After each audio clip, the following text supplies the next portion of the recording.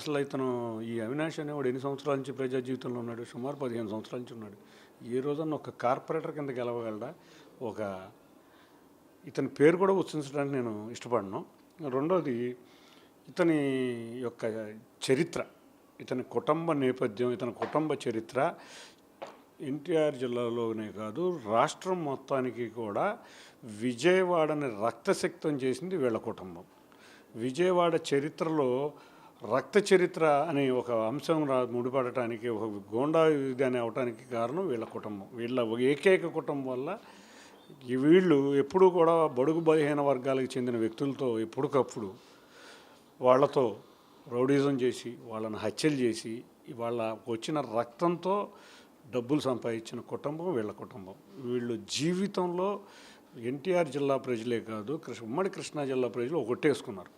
ఇటువంటి కుటుంబంలో ఎవడో ప్రజాప్రతినిధి కింద గెలవకూడదు అని ప్రజలు ఎన్ని జనరేషన్స్ మారినా వీళ్ళ కుటుంబాన్ని మర్చిపోలేకపోతున్నారు. చూడండి, ఒక్కసారైనా గెలుస్తున్నాడా? జీవితంలో కార్పొరేటర్ కూడా గెలవలేడు. అదే వార్డులో మాకు ఒక కార్పొరేటర్ కర్మిల్లా ఉన్నాడు, వాళ్ళ వైఫ్ గెలిచింది.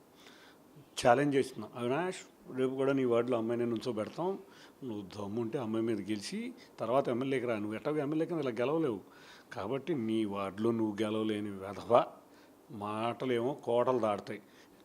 ఇంట్లోకి దూరిపోయి పడుకుంటాడు పారిపోయి. ఇటువంటి వ్యక్తి ఇతనికి. జగన్ రెడ్డికి ఏమో పాపం ఎవరు నాయకులు లేరు.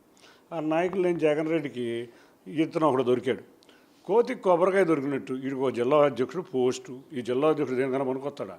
ఎవడికి ఏ రోజన్నా ఉంటాడా రోడ్ల మీద? ఊరికనే చంద్రబాబు నాయుడు గారిని ఏదో చేసేస్తాను, లోకేష్ గారిని. నీ పిల్లోడివి జగన్ రెడ్డి కాదు కదా, బాబు వల్లే కాలేదు చంద్రబాబు నాయుడు గారిని. వీడంతా వచ్చేసి ఈ పిల్ల ఎప్పుడు కార్పొరేటర్ గెలవలేని పిల్ల కొంక వచ్చి మా పార్టీ అధ్యక్షుడు.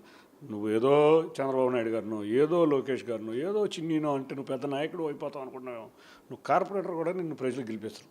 విజయవాడ ఎంపీ అయినప్పటి నుంచి కూడా ప్రధానంగా చిన్ని అనేక ఇటు ఏదైతే భూమికి సంబంధించి కావచ్చు దందాలు చేస్తున్నారు, ఇసుకకు సంబంధించి దందాలు కావచ్చు, అలాగే ఎక్కువగా పంచాయతీలు లాంటి చేసి అక్రమంగా సంపాదిస్తున్నారు. ఇది ఒక ప్రధానంగా కూడా ఆయన మాట్లాడారు. మరి వాడి కుటుంబం అదే కదా, వాళ్ళ కుటుంబం అదే కదా. ఇప్పుడు గుణదల కాంపౌండ్ పేటెంట్ ఏంటి? అసలు అవినాష్ కుటుంబం ఏం వ్యాపారం చేశాడని ఇన్ని కోట్లు సంపాదించాడు.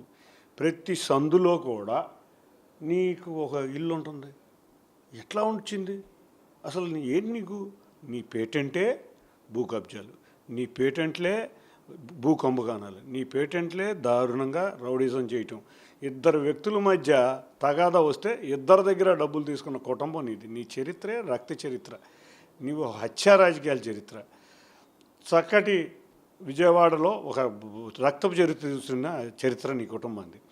నువ్వు మాట్లాడుతున్నావా? అసలు నువ్వు ఏం చేసావని ఇన్ని సందుల్లో ఆస్తులు వచ్చినాయి నీకు? విజయవాడకి ఇదేమన్నా మీకేమన్నా కొత్తగా చెప్పాలా? విజయవాడ ప్రజలకు తెలియదా?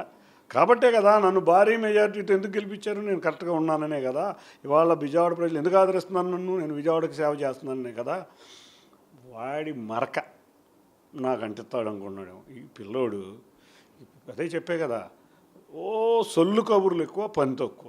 సొల్లు కబుర్లు తగ్గించి ఏదన్నా అట్లీస్ట్ నీ వార్డులో ఉన్న పని చేయమని కోరుకుంటున్నాను. సరే, ఇదే కాదు, ఏ ఫెస్టివల్ వచ్చినా సరే దాంట్లో ప్రధానంగా అక్రమంగా ఆర్థికంగా లాభం పొందాలి అనే ఉద్దేశంతో చిన్ని వెళ్తూ ఉంటారు. ప్రధానంగా దాంట్లో ఇటీవల జరిగినట్టు ఏది విజయవాడ ఉత్సవంలో కూడా చిన్న చిన్న వ్యాపారులు అసలు ఎవరైతే ఉన్నారో వారి దగ్గర నుండి కూడా అధిక మొత్తంలో తీసుకోవడం కావచ్చు, అలాగే దేవాదాయ భూములకు సంబంధించి అవి ఆక్రమించే నేపథ్యంలో విఫలమయ్యారు అనేది కూడా మాట్లాడారు. సుప్రీంకోర్టు చివాట్లు వేసింది, ఇంకా సిగ్గురాల వీళ్ళకి. వీళ్ళు ఎంత దుర్మార్గులు అంటే, విజయవాడ ఉత్సవం అనే కార్యక్రమాన్ని చేసుకుందాం అనుకుని మేము ఒక దేవాలయానికి ఎవరన్నా 45 రోజులకి 50 లక్షలు ఇచ్చిన వాళ్ళు ఎవరన్నా ఉన్నారా? భూప్రపంచంలో ఎవరు ఉండరు.